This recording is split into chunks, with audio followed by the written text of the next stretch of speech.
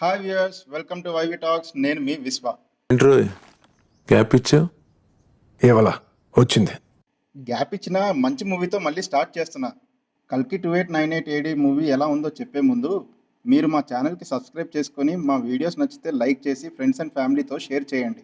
అలాగే మీ విలువైన సజెషన్స్ని అండ్ మా కంటెంట్ మీద ఒపీనియన్ని కమెంట్స్లో తెలపండి. ఇక మూవింగ్ ఆన్ టు కల్కి 2898 ఏడి. సలార్తో మొదలుపెట్టిన దండయాత్రని కల్కితో కొనసాగిస్తున్నాడు మన darling Prabhas. Kudos to Nagashwin for making this movie so spectacular and visually mind blowing. మన పురాణ ఇతిహాసాల్లోని మహాపురుషులు యోధుల గురించి కాస్తైనా తెలుసుంటే మనకి ఈ సినిమా బాగా కనెక్ట్ అయ్యి పిచ్చిగా నచ్చేస్తుంది. లేదంటే routine Hollywood scifi action movie చూసినట్టే ఉంటుంది.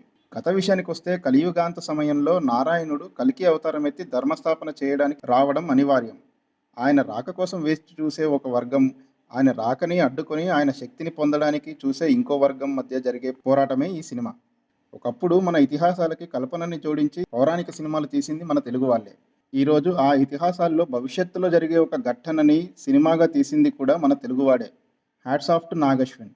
ఈ సినిమాలో మన పురాణాలని, సైన్స్ని ఫ్యూచరిస్టిక్ జోనర్లో బాగా బ్లెండ్ చేసి ఈ సినిమా తీశారు. ఈ వరల్డ్ బిల్డింగ్ కానీ, మనల్ని ఆ ప్రపంచంలోకి తీసుకెళ్ళడం కానీ చాలా ఆథెంటిక్గా అనిపించింది. ప్రొడక్షన్ డిజైనింగ్, ఆర్టిస్టుల మేకప్, కాస్ట్యూమ్స్, వాళ్ళ యాక్సెసరీస్, వెపన్స్ అన్నిట్లో మంచి డీటెయిలింగ్తో రియలిస్టిక్గా ప్రజెంట్ చేశారు. మ్యూజిక్ కూడా ఈ సినిమా ఎమోషన్ని చాలా బాగా ఎన్హాన్స్ చేసింది. సంతోష్ నారాయణ్ ఈసారి డిసప్పాయింట్ చేయలేదు. భైరవగా ప్రభాస్ అపియరెన్స్, పర్ఫార్మెన్స్ చాలా బాగుంది.